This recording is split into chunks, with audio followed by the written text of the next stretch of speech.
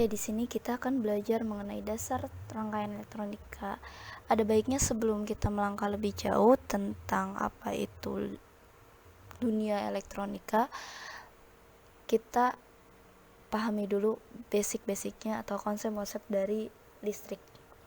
Nah, di sini ada yang namanya listrik statis. Pertama, kita kan kenal yang namanya hukum Coulomb. Kalian pernah dengar gak adanya hukum Coulomb ini? Yakni adalah hukum di mana ada gaya tarik-menarik dan gaya tolak-menolak.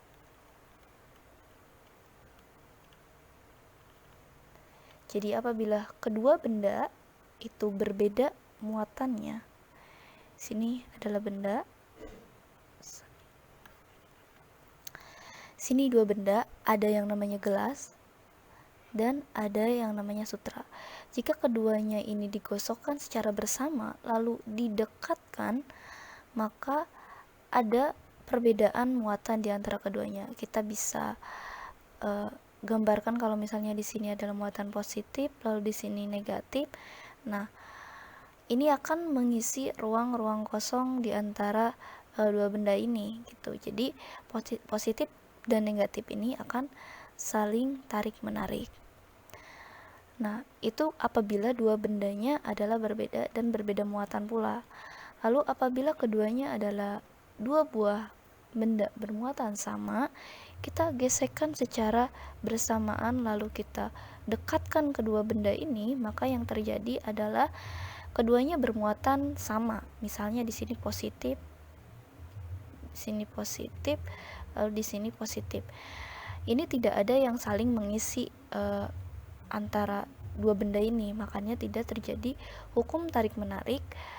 Bahkan yang terjadi adalah tolak-menolak. Begitu juga dengan benda yang sama. Misalnya di sini adalah lilin ya, lilin parafin. Keduanya digosokkan juga karena keduanya bermuatan sama. Semisal ini adalah negatif lalu ini negatif, maka keduanya akan saling tolak-menolak. Nah, apa sih hubungannya dengan nanti dunia listrik? Kita akan paham ketika kita sudah belajar mengenai atom. Mungkin teman-teman sudah pernah belajar tentang atom di pelajaran fisika. Saya ingin mengulas kembali bahwa atom ini adalah blok penyusun terkecil dari sebuah benda. Setuju ya? Nah, atom ini tidak bisa dilihat sembarangan. Malah kalau kita lihat itu biasanya kita menggunakan dengan mikroskop. Nah, mikroskop ini kalau misalnya kita lihat kurang lebih ya, ini bentukannya kayak gini. Ini atom karbon ya, yang dicontoh ini adalah atom karbon. Nah, di sini kita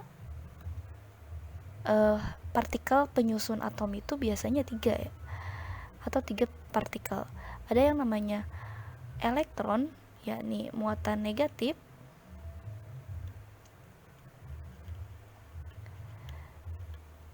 Ada juga yang namanya proton atau muatan positif. Dan juga ada yang namanya neutron atau muatannya netral. Nah, di sini kita bisa lihat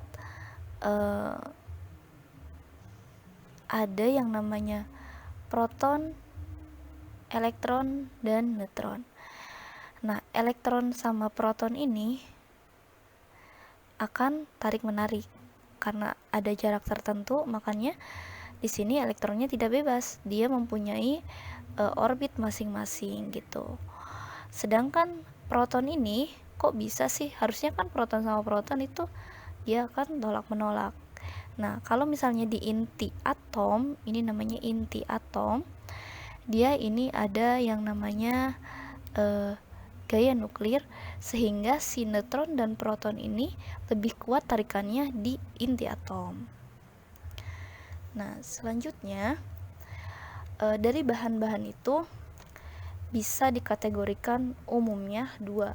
Yang pertama itu ada yang namanya konduktor dan ada yang namanya isolator.